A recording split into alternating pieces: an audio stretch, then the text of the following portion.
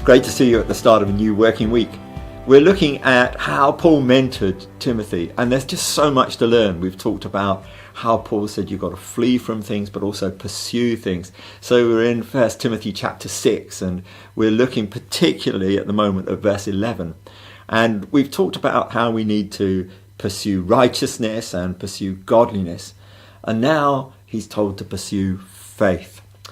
Now, it's interesting because faith again is something that's foundational. We're saved by faith. It's what God works in us through his grace, isn't it? But we can also see a growth in faith, and that's what we're to pursue, to become increasingly full of faith. And I think being full of faith doesn't just mean being faithful in the sense of reliable, dependable. It actually means having that kind of trusting relationship in God that really marks us out as different. You can see people that are full of faith. You just know that they've got a confidence in God that seems absolutely unshakable. You can throw anything you like at them, no matter how adverse the circumstances, how difficult the day. There's something that is just so confident in God. They're just full of faith. And really, I don't have much sympathy when faith is just taught as if it's an entity, because to me faith is about a relationship. It's about trust in God.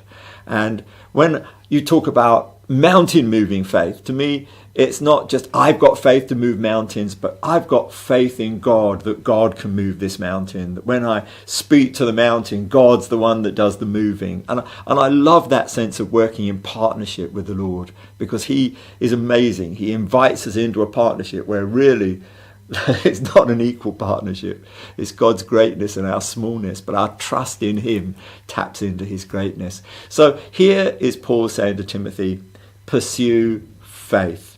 And I want us this week to really think about how we're going to pursue faith, how we're going to develop in every challenging situation that we come into a greater dependence upon the Lord, a greater trust in him. And so that as we trust in him more and more, that faith grows, that dependency upon him that expresses itself in greater confidence, that calmness. The Lord himself slept in the bottom of a boat in a storm, and that's faith that he was going to get to the other side, come what may. And we need to develop that this week. So it's going to be a week where you and I look at these things and see what in our lives is growing in this whole area, growing in trust and confidence. And I know, like any other week, there are going to be plenty of challenges that come up where we can just measure how we're doing and trust God to be working more and more of it in our lives.